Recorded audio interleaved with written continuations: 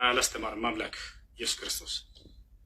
ኦኬ ክርስቶስ በስጋ እንደመገለጡ ቅድመ ተዋህዶን ለመጠቆም አምላክ የሚል ንግግሮች አሉ በቅዱስ ጳውሎስ ላይ። አዳምጥ የተጠየቀውን መልሰ ቅድም እኔ ማብራሪያ ልስጥህ ስለው ጊዜ አይቻልም መልሱ ነው የምፈልገው ቅድመ ተዋህዶን ለመጠቆም ወደ አምላክና ወደ አምላካችሁ እንዳለው አውቀ የምትሄደው አዳም ተረጋብል እያቀትቀበልም እየተቀበልኩ ነው። አይዞህ አምላክ ኢየሱስ ክርስቶስ አዳም ተንተራስብ ውይይታችን ምንድን ነው? እሱ ውይይታችን እግዚአብሔር የነቢያት ማንን የሰበኩት የሚል ነው አንደኛ። ሁለተኛ ደግሞ አዳምጥ፣ አይዞህ ጥያቄ ይመልስም ውይይቱንም አላወቀውም ማለት ነው። ውይይቱንም ረስተዋል። ግን ልመልስልህ ብዬ ነው። ፎበር ልስራለህ እኮ መልሱን መልስ። አምላክህ ኢየሱስ ክርስቶስ አምላክ እንዳለው አስተምሯል ወይንስ አላስተማረም? ቀጥል። መልካም። ለምሳሌ ዮሐንስ ወንጌል ምዕራፍ 20 ላይ ከቁጥር 17 አካባቢ ጀምሮ ስጠኝና ማስረጃ ትስብያለህ። እፎይ መልሱን ስጠኝ። እየነገርኩህ እኮ ነው። አስተምሯል በልና ወይ አላስተማረም በልና ከዚያ ማስረጃ ትሄዳለህ። አምላክ እንዳለው አስተምሯል አላስተማረም? ፕሊስ አዳምጥ። ደም ጠርቀህ ትገባለህ። ኦኬ ወደ አምላኬና ወደ አምላካችሁ ብሎ ነጥሎ ተናግሮታል። ወደ አባቴና ወደ አባታችሁ ብሎ ነጥሎ ተናግሮታል። ክርስቶስ ሎክ በስጋ እንደመገለጡ ቅድመ ተዋህዶን ለመጠቆም ወደ አምላኬና ወደ አምላካችሁ ብሎ ተናግሯል። ያ ወደ አምላክ ያለው ግን አባቱ ነው፣ የባህሪ ልጁ ስለሆነ። የባህሪ ልጁ ከሆነ ደግሞ ሱረቱ ዙሩፍ ላይ 81ኛው ላይ እንደሚናገረው ቁርአን ላይ አምላክ ነው የሚሆነው። አላህ ልጅ ካለው ልጁም አምላክ ይሆናል። ሶ ክርስቶስ በለበሰው ስጋ ወደ አምላክና ወደ አምላካችሁ ብሎ ተናግሯል። ስብከት ላይ ነህ። መልሱን መለስ እንጂ አይዞህ። ስለዚህ ሰውዬ ምን አመነ? አምላኩ ኢየሱስ ክርስቶስ አምላክ እንዳለው አስተምሯል። የኤፌሶን ምዕራፍ 1 ቁጥር 3 ጥያቄ ጠይቅ። ማብራሪያ አልተገለጸም፣ ሚስተር አልተገለጸም። ጥያቄ ኤፌሶን ምዕራፍ 1 ቁጥር 3 ላይ የኢየሱስ ክርስቶስ አምላክ ይባረክ ይላል። ማን ነው የኢየሱስ ክርስቶስ አምላክ? ኤፌሶን ኦኬ ቴንክ ዩ። በደንብ አስተውል። ቅድም ነገር ያለው የክርስቶስ ማን ነው? አምላኩ ማን ነው? አምላኩና ምኑ አትደረብ እንጂ ክርስቶስ አምላክና አባት አላህዬ አባት አይባልም። ስለዚህ ያመጣው ክፍል የነቢያት አስተምሮ በፈጣሪ ስም የክርስቶስ አምላክና አባት የክርስቶስ አምላክና አባት የኢየሱስ ክርስቶስ አምላክና አባት ባልክበት በክፍል እስልምናን አፈረስከው። ቅድምን ብዬ ነግሬህ ነበረ። በስጋ በያዘው ስጋ ተረጋጋ። ምንም የምታውቀው የለም። ሚስጥር አልተገለጠም። ተረጋጋ። አዳምጥ። የክርስቶስ አምላክና አባት ይባረክ ሲል እኮ አዳምጥ። ምላሽ ፈልግ። ምላሽ ልስጥ። ጥያቄ እንድገምልሽ ሰምቻለሁ። ጥያቄህን ጥቅሱን ሙሉን አንብቦ አምላክ አለ ማነው አምላኩ ብለን የጠየቀን እዚያ ላይ ምን ይላል መሰለህ? ጥቅሱ ላይ ቅድም ማስረጃ አንብበው ጥቅሱን። አዳም ተረጋ በል፣ ቀስ በል። የኢየሱስ ክርስቶስ አምላክ ይባረክ ይላል። ማን ነው ያ የኢየሱስ ክርስቶስ አምላክ? ክፍሉን አንብበው። ጥያቄ እሱ ነው ጥያቄ። ክፍሉን አንብበው። ጥያቄን መልስ። አትቀበልም ጥያቄው? የኢየሱስ ክርስቶስን አምላክ እያለ ይናገራል ጥቅሱ ላይ። ማን ነው ብለናል። ልመልስልሽ። ማን ነው ስላት ጎበዝ። የክርስቶስ አምላክና አባት ይባረክ ሲል ሐዋርያው ቅዱስ ጳውሎስ በተለያየ በመልእክቱ ላይ በመግቢያዎቹ ላይ አምላክና አባት ይባረክ እያለ እስልምናን እያፈረሰው ነው። አላህ ለማንም አባት ስለማይሆን ማለት ነው። አምላክ የሚለው ግን ከምን አንጻር ነው? ዛሬ ውስጥ አዳም መልስ የለውም። ክርስትናን አያውቅም። እስልምና ላይ ይንጠለጠላል። አዳምጥ ፕሊስ። ይህ ሰውዬ ክርስትና ላይ መልስ የለውም። አያውቀውማ። ከየት ይመልስ? አሁን ተረዳ። በቃ ለምሳሌ ቁርአን ፍጡር አይደለም ቃሉ ብለህ ታምናለህ። ወረቀቱ ግን ፍጡር ነው ብለህ ታምናለህ። አያውቅም ሲሉ እኔ ውሸታቸውን ይመስለኝ ነበር። ዛሬም ከፊት ያየሁት ወር ላይ ስለ አምላክ መመለስ አይችልም። ቀጥታ ቁርአን ላይ ይንጠለጥላል። እንበል በቃ እሺ፣ ያ ነው አምላክህ ሙቷል አልሞተም? አንዱ አምላክ ሲሞት ሰማይና ምድርን ማን ይጠብቅ ነበር? ያችን መልሳት። አምላክህ ሙቷል አልሞተም? መለኮት የሚሞት አይደለም። ለመለኮት መሄድ፣ መምጣት፣ መሞት፣ መራብ፣ መጠማት እነኚህ ሁሉ አይነገሩለትም። ስለዚህ ኢየሱስ ክርስቶስ አምላክ ሙቷል። ስለዚህ ኢየሱስ አምላክ አይደለም ማለት ነው። ምክንያቱም አምላክ አይሞትም እያለን ነው። አላሁ አክበር አዳምጥ። አላሁ አክበር። ሞት ምን ማለት ነው? ሞት ማለት ምን ማለት ነው? ሞት ማለት ምን ማለት ነው? ሞት ማለት ምን ማለት ነው? አዳምጥ። ሞት ማለት ምን ማለት ነው? ጥያቄ ግልጽ አለ። ያንተ ተራ አይደለም። ያንተ ጥያቄ ተራ ጨርሰሃል።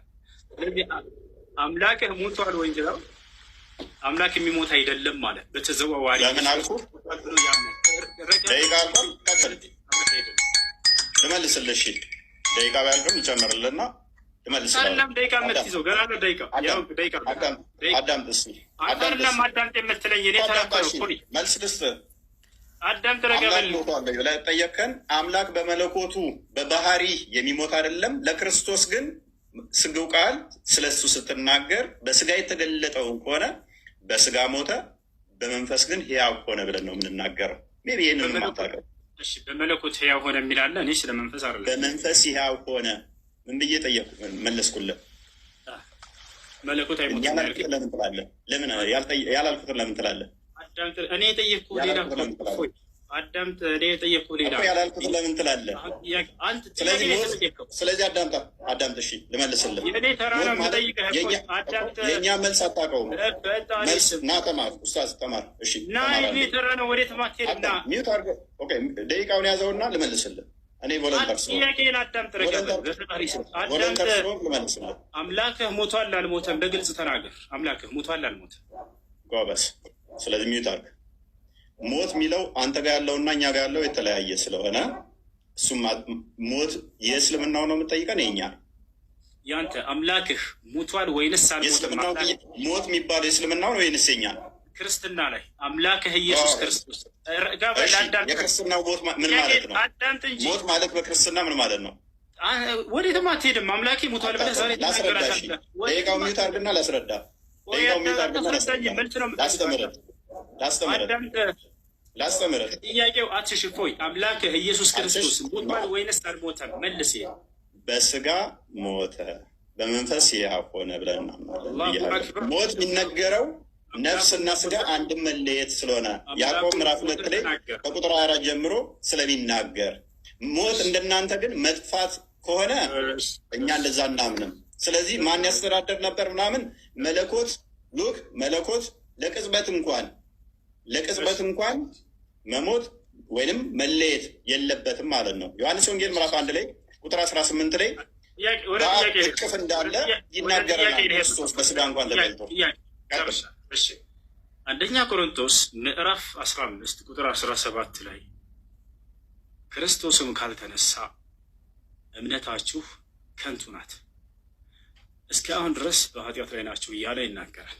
አንደኛ ቆሮንቶስ ምዕራፍ 15 ቁጥር 14 ላይ ክርስቶስም ካልተነሳ እንግዲያስ ስብከታችን ከንቱ ነው፣ እምነታችሁም ደግሞ ከንቱ ነው ይላል። የክርስትናን እምነት ከንቱ መሆንና ለመሆን መሰረት ያደረገው የክርስቶስ መነሳት ላይ ነው፣ ትንሣኤ ላይ ነው እና ኢየሱስ ክርስቶስ ከሙታን ሲነሳ ያየው አንድ የሐዋርያ ምስክር አለ ወይንስ የለም? ኦኬ፣ እዛው የጠቀስከው ምዕራፍ ላይ ሜይ ቢ አንደኛ ቆሮንቶስ ምዕራፍ 15 ነው የጠቀስከው። እዛው የጠቀስከው ምዕራፍ ላይ ከቁጥር 1 ጀምረህ አላነበብከውም ወንድማችን። መጽሐፍ እንድታነብልኝ አይደለም አትረብሽ። መጽሐፍ እንድታነብልኝ መጽሐፍ ላይ ምስክር ልሰጥህ እኮ ነው፣ ላነብልህ ነው። ጥያቄውን መልስና ማስረጃ ከዚያ ታነሳለህ። እንደሱ እኮ ነው የሚደረገው። እፎይ የኔ ደቂቃ ነው። የኔ ደቂቃ ነው። 11 ደቂቃውን ራሱ ጭማሪ ሰጥቻለሁ። የኔ ደቂቃ ነው። አዳምጠኝ። 11 ደቂቃ ደርሷል ጭማሪ። አዳምጠኝ። የኔ ደቂቃ ነው። የጠቀስከው ጥቅስ ቁጥር 1 ላይ አላነበብከውም ማለት ነው። አላህ ለምሳሌ ኢሳን አስመለጠው ሲባል ማንም ያየ የለም። ማንም ያየ የለም።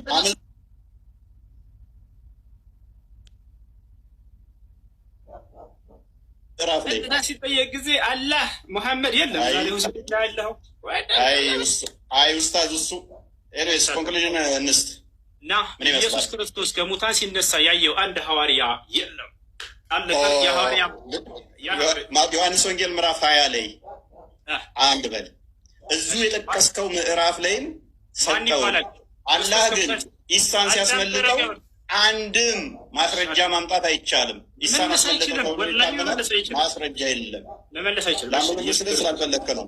ኮንክሉዥን እንስ ይበቃል።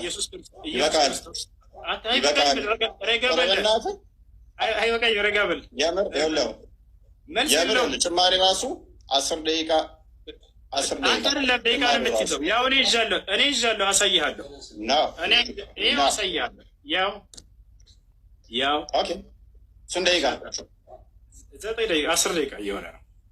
ጥሩ ትቀልዳለህ አንተ ኡስታዝ፣ ይመችህ። ኢየሱስ ክርስቶስ ከሙታን ካልተነሳ ክርስትናችን ከንቱ ነው፣ ስብከታችን ከንቱ ነው፣ እምነታችንም ውሸት ነው ብሏል ጳውሎስ። ስለዚህ ክርስቶስ ከሙታን መነሳቱን ያየ አንድ የሐዋርያ ምስክር አለ ወይንስ የለም? እፎች መልሳት። እሺ ቆይ አዳምጣ አንዴ። ዮሐንስ ወንጌልን አላነበብኩም። አለ በደንብ አለ። ማን ይባላል? የሐዋርያ ከሙታን ሲነሳ ያየው እኮ አዳምጣ ማስረጃ ስለተሰጠኛለህ። እፎይ ማን ይባላል? ያየው ሐዋርያ ለምን ማዳመጥ ማትፈልገው? ያው እያዳመጥኩ ነው። ጥያቄ መልስ። ማን ነው የሐዋርያ ያየው? ማን ይባላል? ስላዩትም እኮ ነው። እንደገና ቤታቸው ይገባል እኮ። ጥያቄ መልስ። ከሙታን ሲነሳ ያየው አንድ ሐዋርያ ማን ይባላል? ማን ይባላል? ከሙታን ሲነሳ ያየው ለምንድን ነው የማትረጋጋው? አዳምጥ በሚል ቃል አትደበቅ። ማን ይባላል? ከክርስቶስ ከሙታን ሲነሳ ያየው ሐዋርያ ማን ይባላል? ጎበዝ። እሺ አዳምጥ። እንደ ሞት አምኗል። መነሳቱን አይተዋል አላዩም ነው ጥያቄው። አላልኩህ። ሲነሳ ያየው አንድ ሐዋርያ በቃ መልስ የለውም። ወላሂ መልስ የለውም። አይመልሰውም። አንተ አይደለም የአንድ ጥያቄ አይመልሰውም። አዳምጥ በቃ ይኸውልህ ላንብብልህ። ስለዚህ ላንብብልህ አዳም። በዚያም ሰዓት ተነስተው ወደ ኢየሩሳሌም ተመልሱ፣ ከእርሱ ጋር ነበሩ። ጌታም በእውነት ተነስቷል፣ ለስምዖንም ታይቷል እያሉ በአንድነት ተሰብስበው አገኟቸው። ዮሐንስ ወንጌል ምዕራፍ 20ንም ከቁጥር 1 ጀምሮ አንብበው እነ ስምዖን እንዴት እንዳገኙ ከዛ በኋላም ደግሞ እንዴት እንደታየላቸው ተገልጿልና ቅድም የጠቀስከው ምዕራፍ ላይ በደንብ እዛው ያስቀምጠዋል። ና ክርስቶስ ከሙታን ሲነሳ ትንሣኤ ሲያደርግ ያየው ሐዋርያ ማን ይባላል? ስሙ አንድ ሐዋርያ ሜቢ አይሰማም እንደ ውሳዙ ምን ሆነ ነው? ስምዖን በዚያን ሰዓት ተነስተው ወደ ኢየሩሳሌም ተመለሱ። 11 ከእርሱ ጋር የነበሩትም ጌታ በእውነት ተነስቷል፣ ለስምዖንም ታይቷል። ኢየሱስ ክርስቶስ ከሙታን ሲነሳ ያየው ማን ይሄን እየተናገረ ያለው? መረዳት አትችልም እንዴ ኡስታዝ? መረዳት አትችልም?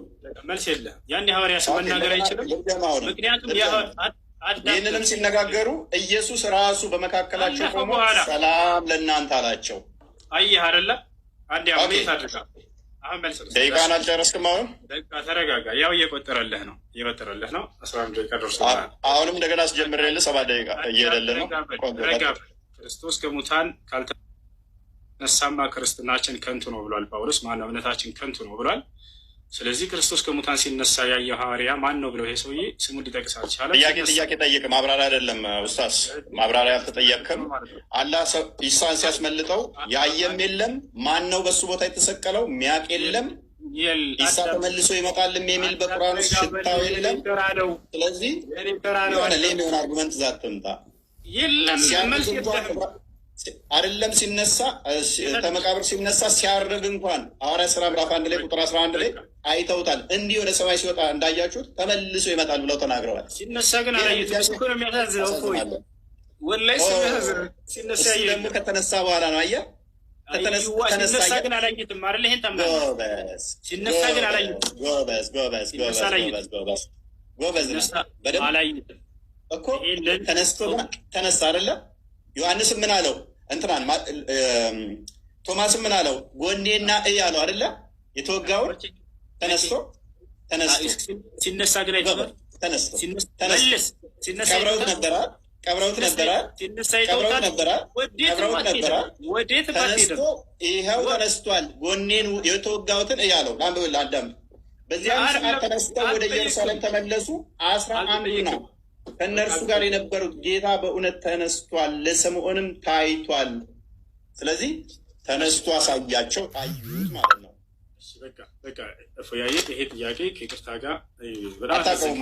አክቹዋሊ ይህንን ጥያቄ ብለህ ዘመን በጣም ያሳፍራል። ይህንን ጥያቄ ብለህ ዘመን ጥያቄ ብለህ ዘመምጣት አዳምጥ እንጂ እኔ ደቂቃ እኮ ነው። እፎይ ረጋ ብለህ በቃ ጥያቄ ብለህ ዘመምጣት ዮሐንስ ወንጌል ምዕራፍ 20 አንብበው። ለማንኛውም ክርስቶስ ወደ መቃብሩ ጋር ሲሄዱ ተነስቶ አግኝተውታል። ከመቃብር ተነስቶ መቃብሩን ድል አድርጎ ተነስቷል። የኔና የአንተም ጌታ ባታምነው ተነስቷል። ክብር ለክርስቶስ ይሁን። ባይቀጡ ግን በጣም የሚያሳዝነው ሲነሳ ያየው አንድ ሐዋርያ የለም። እሺ እንጨር። አሁን ወደ የት እንሄዳለን? ስለ አጋንንት በእስልምናና በክርስትና አጋንንት ኮንክሉዥን ነው ወንድማችን። ና ስለ አጋንንት ማ ሳነጋገር ከበለጥክ በጣም ነው የሚያፍሩብህ። ወላሂ ነው። ሁለተኛ ስለ አጋንንት ላይፍ ላይ እንዳታወራ ነው ማድረግህ። አሁን አላህ ምን እንደሆነ አሳይተነዋል። ኮንክሉዥን ስራ አዳምጥ።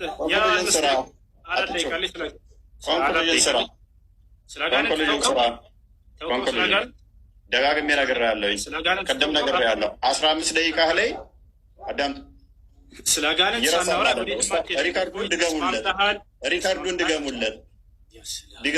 ሪካርዱን ተለጥፈሃል ማለት ነው። ልታካክስ ነው አታካክሳትም?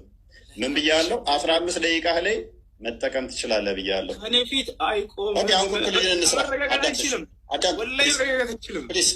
ፕሊስ አሁን 5 ደቂቃ ሊያዝ ትይዝልኛለህ። እሺ ስለ አጋንንት ተው እናውራ። ልለምነህ አጋንንት ምንድን ነው በክርስትና? ጥራይ ደግሞ እንደገና ዲቤት ከፈለክ እንደዚህ ጨምቄ ተከብር ካለ ከዚህ በኋላ ገስት ላይ እየመጣህ የምትጠይቀው እንደ ህፃን ልጆች።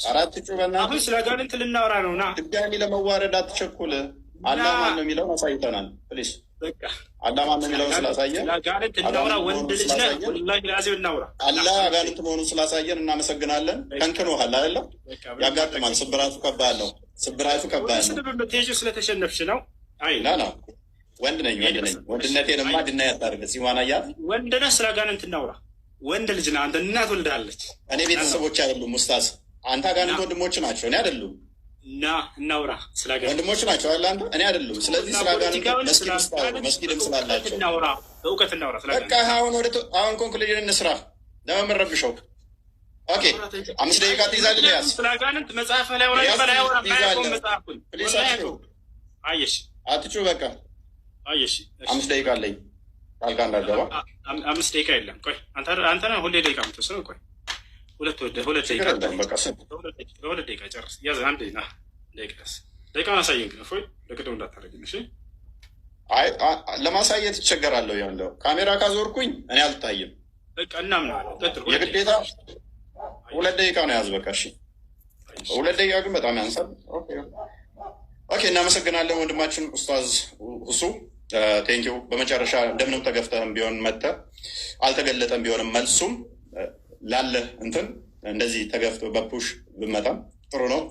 ይልመድብህ ወደፊቱ መረጃ መክፈት ልመድ። ክርስትና ላይ ምንም የምታውቀው ነገር የለም። ክርስቶስ ሉክ በስጋ የተገለጠ አምላክ ነው። እሱን ካላ ጋር ሊያመሳስል ነው የሞከረው። እንደገና ደግሞ የነቢያት አስተምሮትን ምንም የሚያውቀው ነገር የለም። ነቢያት እግዚአብሔር በሁሉ የሞላ በሁሉ ያለ መንፈስ እንደሆነ ነው የሚያምኑት። አላህ ግን ከአርሽ በላይ ያለ ከሌሊቱ 1/3 ላይ ሁሌም የሚወርድ ነው። ገሃነምም በእግሩ ሲጭንባት የምትሞላ እንደዛ ብለው አላስተማሩም። አንዱም ነቢይ እንደዛ ብለው ያስተማረ የለም። እግዚአብሔር መንፈስ ነው። እንደዚህ አካል ክፍሎችን ፓርቶችን በመስጠት ሆኑ በፓርቶች የተገነባ ነው ብለው የሚያምኑ አይደሉም። ነቢያቶች አምላካችን ጭንቅላት ይኑረው አይኑረው፣ ብልት ይኑረው አይኑረው፣ አንገት ይኑረው አይኑረው አናቅም ብለው ያስተማሩበት የለም። ወንድማችን አናቅም በሚል ነው። ስለዚህ የሚያውቀው ምንድን ነው? እግር ነው፣ እጅ ነው፣ ከዛ ባት ነው የሚያመልከው ወንድማችን። እግር፣ ባት፣ እጅ ነው። ይሄ የአምላክ ባህሪም አይደለም በመሰረቱ ማለት ነው። ስለዚህ ፈጣሪን የሚያካብበው የሚያዋስነው የሚያካልለው ምንም ነገር የለም። ግራ ቀኝ፣ ፊት ኋላ፣ እታች ላይ ተብሎ ለፈጣሪ አይነገርም። ከስፔስ እና ፕሌስም ውጭ ያለ ሁሉን የፈጠረ ሁሉን ያስገኘ ሁሉን የሰራ ነው። የዚህ አምላክ ግን ጭንቅላት ይኑረው አይኑረው እንኳን አያውቅም። ጭንቅላት የሌለውን አካል የምታመልክ ከሆነ አስቸጋሪ ነው። አላህ ይሮጣል ይላል፣ በምንድን ነው የሚሮጠው? አያውቅም። አላህ ይስቃል ይላል፣ በምንድን ነው የሚስቀው? አያውቅም። ሊትራሊ እንወስዳቸዋለን ብሎ ስለሚያምን ማለት ነው። እኛ ጋር የሚጠቀሱት ሜታፎር ናቸው። አካላት ከተጠቀሱም በግብር አካላት እጅ ቢባል እጅ እንኳን ክርስቶስ የአብ እጁ የአብ ክንዱ ተብሎ ይተረጎማል። የአብ እጁ ነው የአብ ክንዱ ነው ተብሎም ይተረጎማል ማለት ነው። በቃሉ ስለተፈጠረ በእጁ ሰራ ቢባል እንኳን ሁሉ የተፈጠረው በቃል ነውና እግዚአብሔር በእጆቹ ሰራ ቢባል እንኳን ቅድም ስላመጣው ማለት ነው። ያ ሁሉ የሆነው በቃል ዮሐንስ ወንጌል ምዕራፍ 1 ቁጥር 3 ላይ እንደሚናገር ሁሉ በቃል ሆኗል ስለሚል ማለት ነው። ታይሜን ጨረስኩ። ደቂቃ ያዝልኝ። አመሰግናለሁ። እሺ እንግዲህ እፎይ ሁለት ደቂቃ አለችኝ፣ ልቀጥል። ርዕሳችን ምን ነበር? የነቢያቶች የሰበኩት አምላክ ማንና የሚል ነው። እኔ ስለ አምላክ እስኪ ልንገራችሁ። አምላክ አላህ ሱብሓነሁ ወተዓላ ነቢያቶች የሰበኩት አንዱ አምላክ ታላቁ አብርሃም አምላክ አላህ ሱብሓነሁ እንዴ በአንድ 20 ደቂቃ አለቀ፣ 20 ሰከንድ አለቀ። እሺ ችግር የለው። አብርሃም ምን አለ? ወኢብራሂም ኢዝ ቃለ ሊቀውሚሂ አዕቡዱላህ፣ አብርሃምን ባለ ጊዜ አስታውስ ሙሐመድ ለህዝቦችህ አምላካችሁን አላህን ተገዙ አላቸው ይላል። ስለዚህ አብርሃም ምን አለ? አምላክን አላህን ተገዙ አለ። ታላቁ ለእስራኤል ልጆች የተላከው ነቢዩ ኢየሱስ ዒሳ ዓለይሂ ሰላም የድንግል ማርያም ልጅ የዛች የጻድቋ ልጅ ምን አለ? ወኢነ አላህ ረቢ ወረብኩም ፈዕቡዱሁ ሃዛ ሲራጡን ሙስተቂም አለ። በህዝቦቹ ፊት በእስራኤላውያኖች ፊት ቁሞ ምን አለ? የእኔም ጌታ የእናንተም ጌታ እርሱ አላህ ነው፣ እርሱንም በብቸኝነት ተገዙት አለ።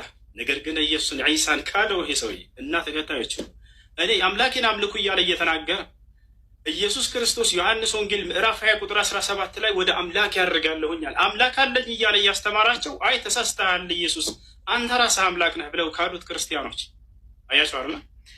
ልክ እንዲሁ ኢልያስ ምን አለ? ወኢነ ኢልያስ ለሚን አልሙርሰሊን ኢዝ ቃለ ሊቀውሚሂ አላ ተተቁነ ተድዑነ በዕለን ወተዘሩነ አሕሰነ አልኻሊቂን አላህ ረበኩም አለ። ኢልያስ ታላቁ የአላህ ነቢይ ምን አለ? የእናንተም የአባቶቻችሁን ጌታ እርሱ አላህ ነውና አላህን ተገዙት አለ። ያው ታላቁ ኑሕ ምን አለ? ወቃለ ስብሓነሁ ወተዓላ ሓኪየን ዐን ኑሕ ዓለይሂ ሰላም ፊ ሱረት ሁድ ወለቀድ አርሰልና ኑሐን ኢላ ቀውሚሂ ፈቃለ ያ ቀውሚ ዕቡዱላህ ማ ለኩም ሚን ኢላሂን ገይሩህ። ኖህ ለህዝቦቹ ምን አለ? ህዝቦቼ ሆይ አላህን በብቸኝነት ተገዙት፣ ከእርሱ በስተቀር ሌላ ማንም አምላክ የላችሁም እና ብሎ ተናገረ። ስለዚህ እፎይ አንተንም ሆነ እንዲሁም ደግሞ ከአንተ ጋር እየተከተሉ ያሉ ልጆችን የማንኛውም የኢትዮጵያ ሀገር የልጆች ክርስቲያኖችን በጣም አዝንላችኋለሁ፣ በጣም እወዳችኋለሁ፣ በጣም እሳሳላችኋለሁ። ልክ ነቢያቶች ለህዝቦቻቸው እንደሚሳሱት የአብርሃም የኢስሐቅ የያዕቁብን የኢየሱስን የማርያምን አምላክ አላህን እንድታመልኩ ጥሪ ያደርግላችኋለሁ። ቆም ብለህ አስብ አንተ ልጅ። ሌላውን በመክረህ ስለ ክርስትና በደንብ አድርገህ ቤተ ክርስቲያን ሂደህ ተማር። ስለ እስልምና ጥያቄዎች በሚኖሩህ ጊዜ ከዚህ በኋላ ገስት ላይ የመጣህ እንድትጠይቅ አስተናግድሃለሁ በየትኛውም ሰዓት ነው። ወላሂ ከሁሉም በፊት ለአንተ ቅድሚያ ሰጠሃለሁኝ።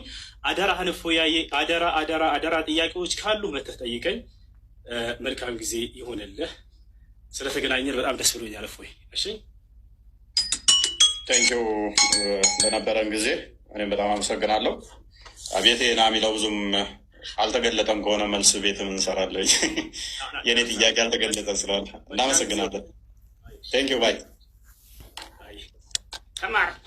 ተማር ልጄ፣ እንዳትወጣ አደራህን፣ ግን እንዳትወጣ ቀጥል። ጎበዝ። ስለዚህ ያለው መረጃ ታመጣለህ። ካሁን በኋላ ስታወራ ግን ጣልቃ አትግባብኝ በተቻለ መጠን። ወደፊቱ ይህንን ልመድሽ፣ ይህንን ትለምዳለህ። ይቅርታ በልሽ። ያው ጣልቃ አልገባም በል፣ ጣልቃ አልገባም በል። እስኪ እባክህ ጣልቃ አልገባም በል። በጣም ይወረድ። ጣልቃ አልገባም በል። ቀጥል። ጣልቃ አልገባም በል። ጣልቃ አልገባም በል ብትል ወላሂ ለዚህ አለቅም። ዛሬ ወዴት ባትሄድም እጄ ገብተሃል። ዛሬ በ4 ዓመትህ ማለት አሁን ቀጥል። ዝም ብለህ ቀጥል እኮ። ጣልቃ አልገባም በላ። አልገባም በቃ ቀጥል። ኦኬ። ጣልቃ ከገባ ግን እየረበሽክ ስለሆነ ወደኋላ እንመልሰው ሰዓቱን አለ። ልታፈገፍግ ነው አይደል? ወላሂ አለቅም። ዛሬ ወረበል ካባ አለቅም። የምናፈግፈግ ነው የምታወራው። ሚዩት ላድርግልህ። ኦኬ ሚዩት አድርገሽ ጎበዝ። ስለዚህ ታሁን በኋላ ጣልቃ አይገባም ወንድማችን ብዬ አስባለሁኝ። ምንም እንትን ያልነው ነገር የለም። ኤኒዌይስ እያየህ ሆኗል። ደቂቃውን አስጀምርልሃለሁ። ኦኬ አይሻ እንደተረከችው እንግዲህ በመጽሐፍ ቅዱስ ላይ አስማትና ድግምት አይሰራባቸውም። አይሻ እንደተረከችው ደግሞ magic was worked on Allah's prophet so that he began to fancy that he was doing thing which he was not actually doing. Look, ድግምት ተሰርቶበት ያላደረገውን ያደረገ ይመስለው ነበረ ትላለች አይሻ። ሌሎች መዛግብት ላይ ደግሞ የተገናኘ ከሚስቶቹ ጋር ይመስለው ነበር ብላ ትላለች ማለት ነው። ስለዚህ ወንድማችን እንዴት ነው እሱ የትኛው ነብይ ነው ማለት አላህ ይወጣል ይወርዳል ብሎ የሰበከ አንድ ነብይ ልታመጣለን ትችላለህ? ከሌሊቱ 1/3 ሲቀር አላህ ይወርዳል ሲል በምኑ ነው የሚወርደው? በምኑ ነው የሚወርደው? የአረፋት ቀን የአረፋት ቀን ይወርዳል ይለናል። እንዴት ነው የሚወርደው? መውረድ ማለት ምን ማለት ነው? ፖዚሽን ይቀይራል ማለት ነው። ዳይሬክሽን ይቀይራል ማለት ነው። ይሄ ደግሞ የፍጡራን ባህሪ እንጂ የፈጣሪ ባህሪ አይደለም። ታውቀዋለህ? ሜይ ቢ ተተማርክ። እንዴት ነው እሱ? በምኑ ነው የሚወርደው? በምኑ ነው የሚንቀሳቀሰው? በምኑ ነው የሚወርደው? በምኑ ነው የሚሄደውስ? ማለት መረጃ ታመጣልኛለህ? ቀጣይ ሌላኛው ዋናው አላህ አባት አይደለም ብላችሁ ታምናላችሁ። አላህ አባት ያልሆነው ለምንድን ነው? አባት ተብሎ ማይጠራበት ምክንያት ምንድን ነው? እሱ አላህ ልጅ የሌለው ለምንድን ነው? እሱ ነቢያቶች የሰበኩት ፈጣሪ አባት ተብሎ ይጠራል፣ አላህ ተብሎ ይጠራል? ኖ። ቁርአን ራሱ የተጻፈው ይህንን ለመቃወም ስለሆነ ሱራ 18 4 ላይ እነዚያን አላህ ልጅን ይዟል ያሉትን ሊያስፈራራ ወረደ ይላል። ለማስፈራራት ነው የወረደው። የሚያስፈራራው ቅድም ደግሞ እዛ ጋ ማን ነው ብሎናል? ሰይጣን ነው ብሎናል። ሊያስፈራራ ወረደ ይለናል። ማስፈራራ ለምን አስፈለገው? ለምን የሚያስፈራራን? ነቢያት የሰበኩትን ለምን ማትቀበሉት? ነቢያቶች እንደሰበኩት ታምናለህ? ለምሳሌ ሙሴ እንደዚህ ብሎ ያምናል። አንተ ታምናለህ? እናንተ አምላካችሁ እግዚአብሔር ልጆች ናችሁ ይላል። የአምላካችሁ የእግዚአብሔር ልጆች ናችሁ ታምናለህ አንተ እንደዛ ብለህ? ወይንስ ልክ አጋንንቶቹ እንደተናገሩት አላህ ልጅ የለውም ስላሉ አንተም ልጅ የለውም ትላለህ? መጽሐፍ ቅዱስ ራሱ የተጻፈው ኢየሱስ ሎክ በዚህ መጽሐፍ ያልተጻፈ ሌላ ብዙ ምልክቶች ያደረጋቸው አሉ። ነገር ግን ኢየሱስ እርሱ የክርስቶስ የእግዚአብሔር ልጅ እንደሆነ ታምኑ ዘንድ አምናችሁም በስሙ ሕይወት ይሆንላችሁ ዘንድ ይህ ተጽፏል። የማ ልጅ እንደሆነ? የእግዚአብሔር ልጅ እንደሆነ። ቁርአንስ የተጻፈው ለመቃወም፣ ይሄንን ተቃውሞ ደግሞ የሰይጣን ነው። ለምንድን ነው ለመቃወም የመጣው? አላህ ማለት የሰይጣን ከሆነ ለመቃወም ለምን መጣ? ለምንድን ነው እሱ ይሄንን የተቃውሞ እምነት የመሰረታችሁት? አላህ ምንም ልጅ ያሌለበት ምክንያት ምንድን ነው እሱ? ኦኬ ምናልባት ይሄንኛው ይሆን ቁርአናችሁ ስለሚናገር ማለት ነው። በዚህኛው ምክንያት ነው ብለህ ታምናለህ ኡስታዝ? ልጅ የሌለው ቁርአኑ እንደዚህ ስለሚል ልጅ የሌለው ምክንያቱ ምንድን ነው እሱ? አላህ ለምንድን ነው ልጅ የሌለው? አባቴ የማይባልበት ምክንያት ለምንድን ነው እሱ? አይ ቲንክ በዚህ ይመስለኛል። እርሱ ሰማያትና ምድርን ያለ ቢጤ ፈጣሪ ነው ይላል። በደንብ አስተውል። ቁርአን ነው የሚለው። ለእርሱ ሚስት የሌለችው ሲሆን እንዴት ለእርሱ ልጅ ይኖረዋል? ነገርን ሁሉ ፈጣሪ ነው ፈጠረ። ሶሪ ልጅ የሌለው ለምንድን ነው? ሚስት ስለሌለው። ለእርሱ ሚስት የሌለችው ሲሆን፣ በደንብ አስተውል። ለእርሱ ሚስት የሌለችው ሲሆን እንዴት ለእርሱ ልጅ ይኖረዋል? ይህንን ከምን አንጻር ነው? ከአጋንንቶች ጋር ነው አሁንም ያለው። ከአጋንንቶች ጋር ለምንድን ነው አላህ እንደዚህ የተያያዘው? ምክንያት ይኖረው ይሆን? ትመልስልን ይሆን ኡስታዝ? በመረጃ እንደዚህ እያወጣ ትመልስልን ይሆን? የአላህ እጆች ቀዝቃዛ ናቸው። ቅዝቃዜ ደግሞ በደንብ አስተውሉ። ቅዝቃዜ ከአንዱ ወደ አንዱ ሙቀት መቀበል አለበት ማለት ነው፣ ቀዝቃዛ ከሆነ። ይህንን ሎክ ሙሐመድ ምን ይላል? then I saw my lord look sorry in the most high and the last of appearance so I saw place I saw him place his palm between my shoulders. I sensed the coolness of his fingertips. የጣቶች መዳፎች አሉት። አላህ መዳፍ አለው፣ ጣቶች አሉት። እነኚህ ፓርቲሽን አለው ማለት ነው። እንደዚህ ፓርቲሽን አለው። እጅ እንደዚህ መዳፍ ካለው ቀኝና ግራ ካለው ይካበባል ማለት ነው። የሚያዋስነው የሚያካልለው አለ ማለት ነው። የሚያዋስነው የሚያካልለው አለ አላህን ማለት ነው። ይሄ ደግሞ የፍጡር ባህሪ አይደል እንደ ኡስታዝ? አላህ ይህን እንደዚህ ነው የምታምኑት? ምን ብላችሁስ ነው የምታምኑት? ሌላኛው ፍጡር አይደለም ብላችሁ ቁርአንን ቃሉን ያላህ ቃለው ፍጡር አይደለም ብላችሁ ታምናላችሁ። ለምሳሌ አሊፍ ላም ሚም፣ ይሄ ያላህ ባህሪ ነው። ፍጥረትን ከመፍጠሩ በፊት አሊፍ ላም ሚም ይላል። ይሄ ምንድነው እሱ ትርጉሙ? ለአላህ ምንድነው እሱ ይሄ ባህሪው ከሆነ? ምክንያቱም በድምፅ እንደሚናገርም ስለምታምኑ ማለት ነው። በድምፅ የሚናገር ከሆነ በድምፅ መናገር የጀመረው አላህ ፍጥረትን ከፈጠረ በኋላ ወይንስ ከመፍጠሩ በፊት በድምፅ ይናገር ነበር አላህ? ይኸው በድምፅ እንደሚናገር ባህሪ 47:11 ላይ አላህ ሊትራሊ ድምፅ አለው ብላችሁ ስለምታምኑ፣ ስለዚህ ችን ሲቀራት ማለትም ለጅብሪል ሲነግረው አሊፍ ላም ሚም ብሎ ነው። አንተ ታርመኛለህ ኡስታዝ ስለሆንክ የእሱ ድምፅ እንዴት እንደሆነ በድምፅ ስለምታምኑ። ፍጥረትን ከመፍጠሩ በፊትስ ይህን ድምፅ ይጠቀመው ነበር ወይ? ምክንያቱም ድምፅ ደግሞ ሶሊድ፣ ሊኩዊድ ወይም ጋዝ እነኝህን ስቴቶች ይፈልጋል ለማለፍ። የአላህስ ድምፁ በምን ውስጥ ነበረ? ፍጥረትን ከመፍጠሩ በፊት የሚተላለፈው። እነኚህ ደግሞ እነኚህን የሚፈልግ ድምፅ የሚፈልግ ከሆነ እሱ ፍጡር ነው ማለት ነው። አሊፍ ላሚም እቻውን ፍጡር ነኝ ፍጡር አለችም። ኡስታዝ ምን ብልሃት ነው የምታምነው?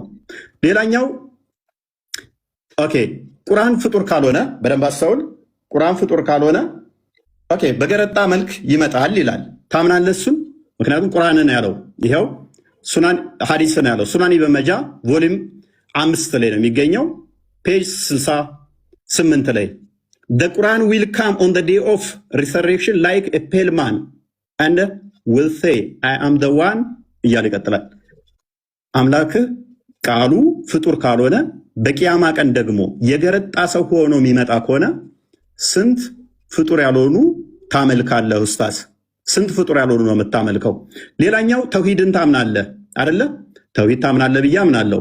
ቃል ላይ ጥገኛ ከሆናችሁ ተውሂድ የሚል ቃል ማለትም ያስተማረ ነብይ ይኖርን ማለት በሶስት ከፍሎስ ያስተማረ ይኖርን ተውሂድ የሚልን ተውሂድ አልአስማኡል ሲፋት፣ ተውሂድ አልሩቢያ፣ ተውሂድ አልኡሉሂያ ብሎ ያስተማረ አንድ ታመጣልኝ ይሆን?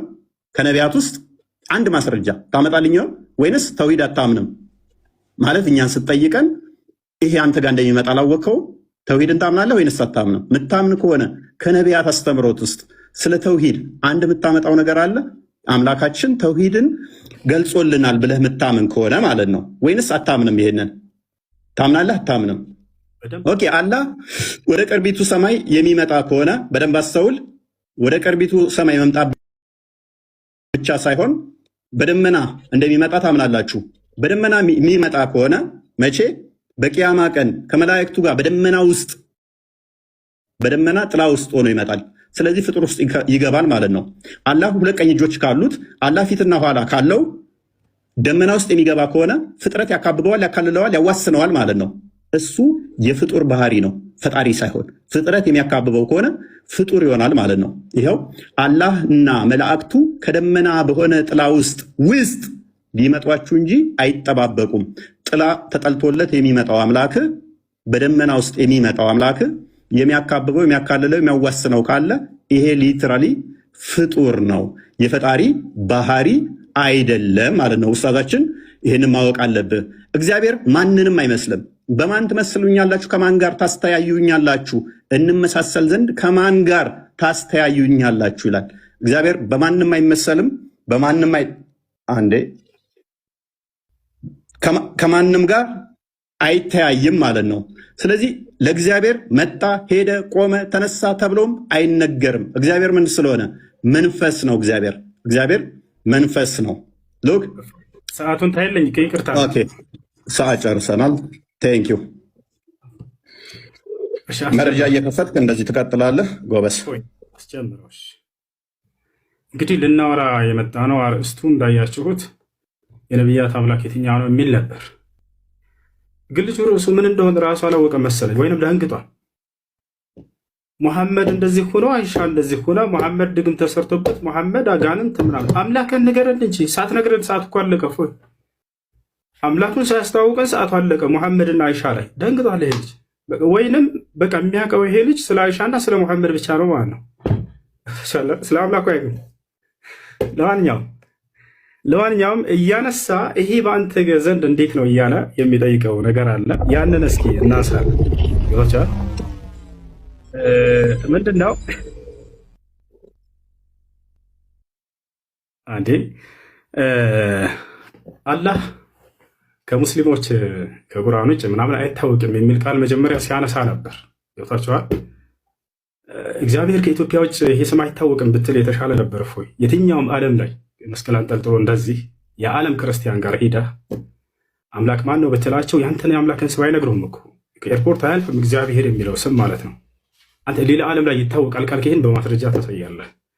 አላህን ግን ሙስሊሞች ብቻ ናቸው ወይ የሚያውቁት አምላክነቱን? በቁርአን ላይ ብቻ ነው ወይ? አይደለም። በምን ይታወቃል? በራሱ መጽሐፍ ላይ የአረብ ክርስቲያኖች አሁን ብሉይ ኪዳንና አዲስ ኪዳን ለናሙናነት ያክል ሙሴና ኢየሱስ አምላካቸውን አላህ ብለው እንደሚጠሩ በአረበኛ መጽሐፍ ቅዱስ ላይ ላሳየህ ነው በማስረጃ። አላህን የምናውቀው እኛ ብቻ አይደለም። የራሱ የገዛ መጽሐፉን አያውቀውም ወይ? ላሳየህ። ኦሪት ዘፍጥረት ምዕራፍ 1 ቁጥር 1 ምን ይላል? የአምላክ ስም አላህ መሆኑን ሙስሊሞች ብቻ ሳንሆን የግብፅ ኦርቶዶክስ አባ ተክለ ሃይማኖት ዌብሳይት እንደማመጣለህ ከዚህ ነው። አባ ተክለ ሃይማኖት ዌብሳይት አለ። ያውና እዚህ ጋር መውቂዕ አንባ ተክለ ይላል። መውቂዕ አንባ ተክለ ሃይማኖት የአባ ተክለ ሃይማኖት ዌብሳይት ማለት ነው። በኢትዮጵያ እንግዲህ ቅዱስ አባ ተክለ ሃይማኖት ብላችሁ በምትጠሩት በእሱ የተሰየመ ነው። ኦሪት ዘፍጥረት ምዕራፍ 1 ቁጥር 1 አተክዊን ይላል። ስፍር ተክዊን ኦሪት ዘፍጥረት ማለት ነው። ይህን ተማር አረበኛ ማለት አትችል መሰለኝ። ምዕራፍ 1 ቁጥር 1 ላይ ምን ይላል? ፊል በድኢ ኸለቀ ላሁ ሰማዋት ወልአርድ። አላሁ አክበር። ምን ይላል በአረበኛው? አላህ በመጀመሪያ ሰማይና ምድርን ፈጠረ ይላል። የጀማ ይሄ እያሳያቸው ያለሁት ቁርአን እንዳይመስላችሁ የራሱ የገዛ መጽሐፉ ነው። በገዛ መጽሐፉ ላይ አምላክን አላህ ብለው ይጠራሉ የአረብ ክርስቲያኖች። ይሄ ከብሉይ ኪዳን ነው። እስኪ ከአዲስ ኪዳን ደግሞ ለናሙናነት ያክል ላሳያችሁ። የት እንገባለን? ያው እና እዚህ ጋር አልኪታቡል ሙቀደስ መጽሐፍ ቅዱስ። እሺ እዚህ ጋር ሁለቱ መጽሐፍቶች አሉ። አልአህድል ጀዲድ አዲስ ኪዳን ላይ ልገባ ነው። አዲስ ኪዳን ላይ ልገባ ነው። አዲስ ኪዳን የሐዋርያት ሥራን እስኪ እንመልከት። ስፍር አዕማል ረሱል የሐዋርያት ሥራ ምዕራፍ 2 ቁጥር 22 ምን ይላል? ተመልከቱ። ቁጥር 22 ላይ በደንብ ተመልከቱ። أيها الرجال الإسرائيليون اسمعوا هذه الأقوال يسوع الناصري رجل قد تبرهن لكم من قبل الله بقوات وعجائب وآيات صنعها الله بيده يا الله سم من ይላል? እናንተ የእስራኤል ልጆች ሆይ ይሄን ንግግሬን ስሙ። እናንተ እንደምታውቁት የናዝሬቱ ኢየሱስ አምላክ አላህ በእርሱ በኩል ድንቅና ተአምራትን ያደረገለት ለእናንተ የተገለጠ ሰው ነበር ይላል። ያው አላህ የአረበኛው መጽሐፍ ቅዱስ ይሄ ቁርአን አይደለም። ይሄ ልጅ ምን አለ? የአረቦች ሙስሊሞች እንጂ በቃ አላህ የሚለው እዛ እንጂ አይታወቅም። ላይ ክርስቲያኖች ወገኖች ራሳቸው በአረብ ሀገር ላይ ይሄንን የአምላክ ስም እንደሆነ በደንብ ያውቃሉ። ይሄንን እወቅ፣ ተማር። ሌላኛው ነገር ምን እያነሳ ነበር? ሌላኛው እሺ አሁን ሌላኛው ደግሞ የምጠይቀው ነቢያቶች አምላክ እግዚአብሔር እንደሆነ አስተምረዋል እያለ ነው። እስኪ ልክ እኔ የራሳችን መለኮታዊ መጽሐፍ ተብሎ የተገለጸውን ልንወያይ የተስማማንበትን ቁርአን ላይ ነቢያቶች አላህ ብለው እንደጠሩት አንተ ደግሞ የገዛ መጽሐፍህ ላይ በዕብራይስጥና በግሪክ አለልህ እዚያ ላይ አውጥተህ የአምላክ ስም ነቢያቶች እግዚአብሔር ነው ብለው የተናገሩበት አንድ ጥቅስ እንድታመጣ ፈልጋለሁ። ይወላል ከቁርአን ላይስ አላህ ብለው እንደጠሩ ነቢያቶች ታሳያለህ አንተ? አዎ በደንብ አሳያለሁ። ያው ማስረጃ ላውጣለህ። ለናሙናነት ያክል ማንን እናውጣ? ታላቁን ነቢይ አላህ ነቢዩ ኢየሱስን። ነቢዩ ዒሳ ምን አለ? ተመልከቱ። የማን ምዕራፍ ላይ እንሄዳለን? የማርያም ምዕራፍ፣ የእናቱ ምዕራፍ ላይ ጭራሽ እዚያው ላይ ነቢዩ ኢየሱስን ብሎ አስተማረ። ዒሳ ዓለይሂ ሰላም የእኔ አምላክ አላህ ነው እያለ ያስተምራል። ጌታዬና ጌታችሁን አላህን ተገዙ። የቱ ጋ ነው? ተመልከቱ። ያውና ቁጥር 36 ላይ ዒሳ አለ አላህም ጌታዬ ጌታችሁ ነውና ተገዙት፣ ይህ ቀጥተኛ መንገድ ነው አለ። ይህ ይበቃናል፣ ጊዜ ለመቆጠብ ሲባል።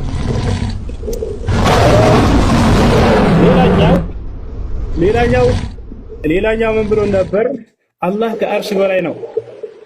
አላህ ከአርሽ በላይ ነው ትላላችሁ። ለመሆኑ ከነቢያቶች አምላክ ከአርሽ በላይ እንደሆነ የተነገረበት ቦታ አለ ወይ? አዎ አለ። እግዚአብሔር በዙፋኑ ላይ ቁጭ ብሏል። እግዚአብሔር በዙፋኑ ላይ ቁጭ ብሏል። ያውና ዙፋን ካላወቅ በአረበኛ አርሽ ማለት ነው። እሺ በአርሽ ላይ ስትል ነበር። አርሽ የአረበኛ ቃል ስለሆነ ነው። በአማርኛ ሲቀየር ዙፋን ነው። ያውና አምላክህ በዙፋን ላይ ደል ብሎ ተቀምጧል።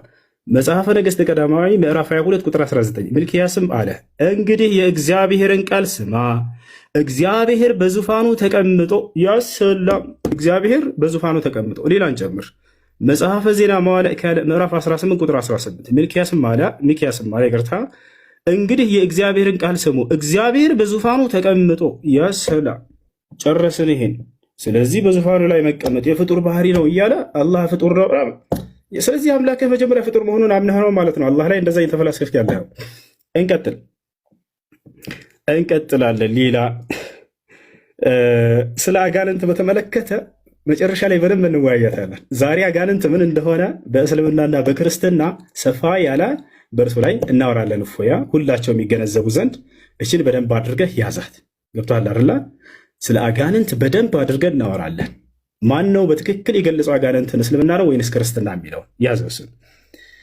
እሺ አላህ ጣት አለው፣ ጣት ካለው ደግሞ ፍጡር ነው እያለን ነበር። ላ ያ አኺ እግዚአብሔር ጣት አለው። ያው ማስረጃ ያው ኦሪት ዘጸአት ምዕራፍ 8 ቁጥር 19 ጠንቋዮችን ፈርዖንን ይህስ የእግዚአብሔር ጣት ነው አሉት። እሺ ችግር የለውም ይሄ ጠንቋዮች ናቸው ያሉት እንለፈው። ሌላ ማን አለ ግን? ኢየሱስ ክርስቶስ። እኔ ግን በእግዚአብሔር ጣት አጋንንትን የማወጣ ከሆንኩ አለ ኢየሱስ ክርስቶስ ያሰለው። ስለዚህ እግዚአብሔር ጣት ያለው ጣት ካለው አንድ ነገር ፍጡር ነው ማለት ነው እያለ የራሱን ፍልስፍና ይሰራል። ይሄ ልጅ ብዙ ጊዜ ላይቭ ላይ ተቀምጦ ይሄን ነበር የሚያደርገው። ዛሬ ተገኘ አልሐምዱሊላህ። የሆነ ሐዲስ ያነሳና የራሱን ፍልስፍና ይሰራል። የሆነ ቁርአን ያነሳና የራሱን ፍልስፍና ይሰራል። በዚያ ከታች ያሉት ወገኖችን ያስቃል። በቃ እውነት ላይ ያሉ ያስመስላቸዋል። ገብታቸዋል።